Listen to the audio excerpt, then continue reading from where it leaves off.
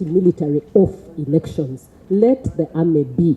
The army was beaten in Lubowa the other day. The police was beaten in Lubowa the other day. And I can tell you police is going to be beaten during elections. Please, Julius, don't tell us about Article 29. Don't tell us about the Constitution and these very good gigantic words and Chapter 4 when what we see on the ground is different. Keep the security, the military, the beaters, the hooligans, the masked, hooded people off the election. I speak as an observer, I speak as a citizen of Uganda, I speak as a voter, I speak as a person who has seen elections degenerating from worse to the worst in 2021 and to Wasara, I hope not, in 2026. Elections are not supposed to be war. Every time there is violence in elections, then the process is compromised. Then the integrity of the election cannot be spoken about. Then you cannot even report about that election. And most of the information that election observers and the world depends on concerning an election comes through journalists. So if the journalists cannot report the story, then there is no election. Without a journalist, there is no election. Without them doing their work, without them looking behind the scenes to see how is the process arranged, who is participating in the process, highlighting the issues that are happening in that election, then that election is no election. And I will try to contextualize a lot of these things using data. That Ugandans speak 80% of information from radio. And they take 14% of information from social media. Newspapers, 12%. And this is the Afrobarometer data that was produced before we did the 2021 election. The statistics have not changed significantly. They are lying in between there. The internet, 13%. But why do we talk about the media then? Because you see, I'm talking about 80% of information reaching rural and urban areas. For example, if I ask my brother Julius, he's here from the Electoral Commission, how many people will be at each polling station in the rural areas? How many people have been aligned to be in each polling station in the rural areas? And how many are going to be at each polling station in the urban areas? I'm a journalist. And so I'm saying I'm talking about this as a journalist. I need this information to know it. Why? Because numbers matter in an election. The law matters, but numbers matter.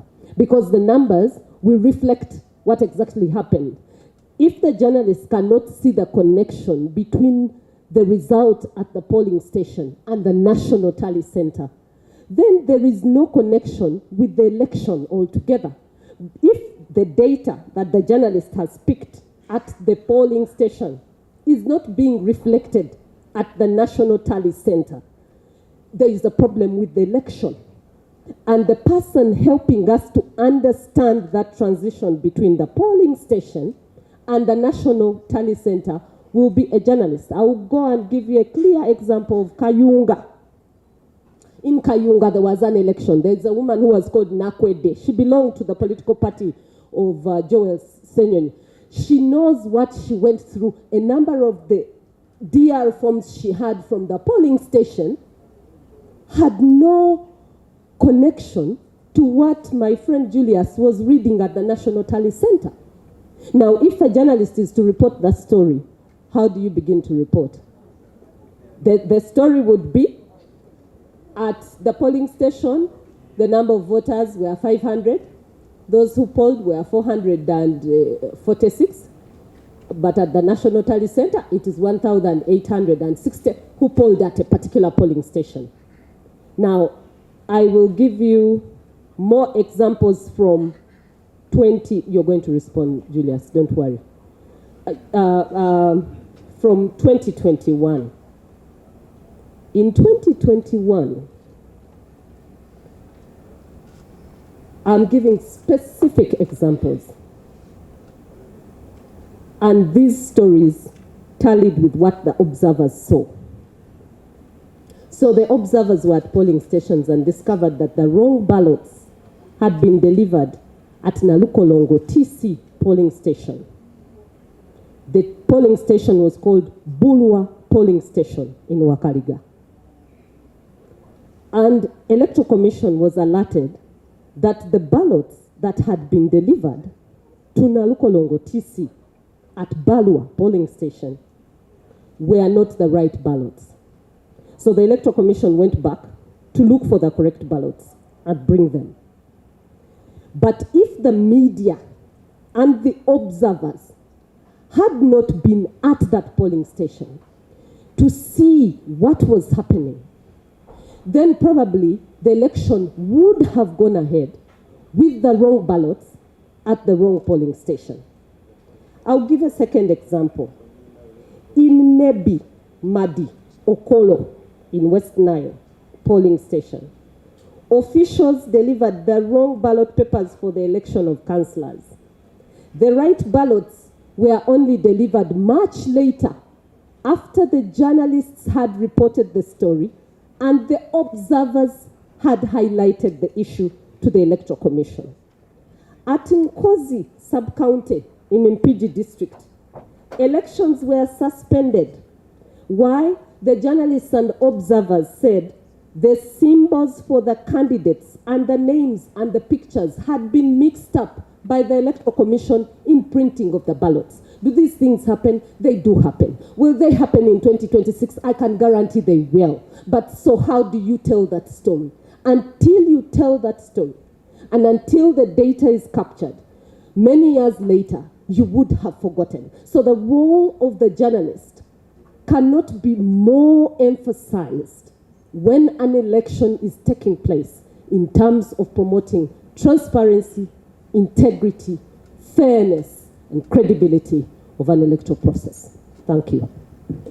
Thank you very much, Charity Ahimbisiwe. For political office, the first thing is, are you married? Do you have a man? What? We've heard of all those stories. That is why UMWA is seated at this table, that we will be regarded in our full right as women. So the media perspective in an electoral season like now is not a good one. The media you prayed is being intimidated. Shamim, that was your prayer. I in fact laughed a bit in the middle. That editors are intimidated, journalists are intimidated, reporters are intimidated. You saw what happened in Kawempe. You're beaten like small balls and then summoned to UCC to train you on what you learned in journalism school. Who has a better creed of training journalists? That now the Uganda Communications Commission can summon journalists and tell them the do's and don'ts when picking stories. I find that ridiculous. That's the context in which we operate right now.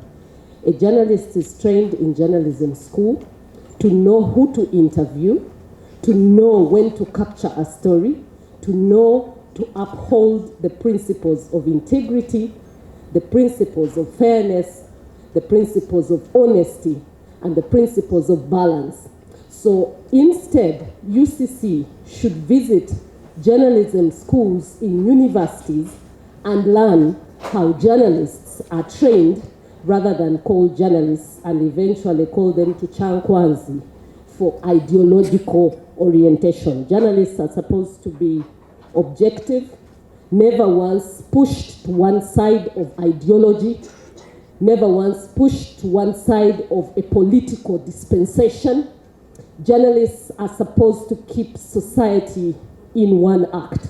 And I think the Jonathan from Truth Every Day did tell you that Truth Every Day is the Daily Monitor. He just told you that if journalists tipped anything in the story, we could end up in a crisis. So we head for an election. And as we head to the election, there's going to be a lot of intimidation. Isiano, I'm happy to see you take pictures. Welcome back from the hospital bed.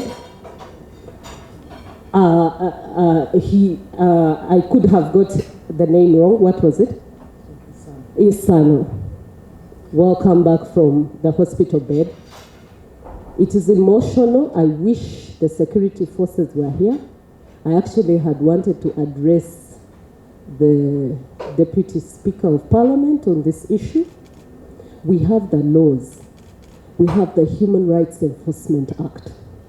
We have mechanisms that are around to hold these people accountable, but they are wearing masks. They are looking like monkeys. We shall not allow monkeys at elections.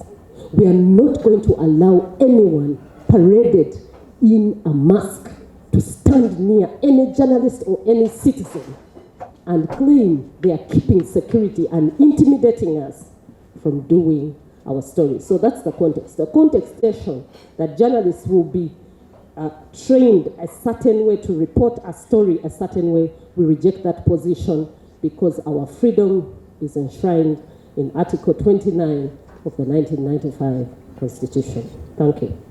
Many thanks, Charity. I'm happy to be here representing the Electoral Commission, the Independent Electoral Commission, the body mandated in the Constitution to organize free, fair, and credible elections. First, the Electoral Commission considers a free press and an independent media as a critical partner in the electoral process. We cannot, the Commission cannot envisage having a transparent, a credible, free and fair elections in an environment where the media is not free, where the media is not independent, and where the media is not professional and able to do the work it is supposed to do. So the first point, from the point of view of the Electoral Commission, is that you in the media, the journalists, the vanguards that get the information from those who seek power to the people that actually are the owners of the power is very critical and very important. But the Commission, and from our point of view, we contextualize the role and the place of the media today and the press today in Uganda in the context of the rights and duties of a citizen. We believe that before you are a journalist, you are a citizen, not a subject. And this Constitution, which guides all of us, because we still go by it, lists some of the duties of a citizen. One of them or two of them are related to the work the journalists do. And it says in the policy objectives that accordingly it shall be the duty of every citizen, and we are all citizens, not journalists first, citizens first. Journalists or professions come second. Many of them, they say, to be patriotic and loyal to Uganda and to promote its well-being, to contribute the well-being of the community where the citizen lives, to foster national unity and harmony, to promote democracy and rule of law, and to acquaint ourselves with the Constitution. The reason why I'm contextualizing to answer your question is that we should not lose sight, and that at every point when we are doing the work that we do as journalists, our citizenship should come first. And the bigger goal of building a prosperous, united, consolidated Uganda should be our anchor. And I am proud to say that the media in Uganda has been doing this. And for that, we are very, very pleased. But let me say the last point. That Article 1 of the Constitution of Uganda of 1995 says that all power belongs to the people of Uganda, who shall exercise that sovereignty according to this Constitution. Now, Clause 4 says that the people shall express their will and consent on who shall govern them and how they shall be governed through regular, free, and fair elections of their representatives. All of us, in what we do as journalists, all of us in our various professions, security, everybody, should work toward, we must work towards ensuring that the people of Uganda's sovereignty is maintained. And for the media and the journalists, we cannot envisage an election that has the principles of a credible election, which is participation, competition, and rules-based, if we don't have a free and independent media. We know that there are challenges, but we also know that there is so much progress that has been made from where we are coming from. And that also is in the Constitution. Thank you.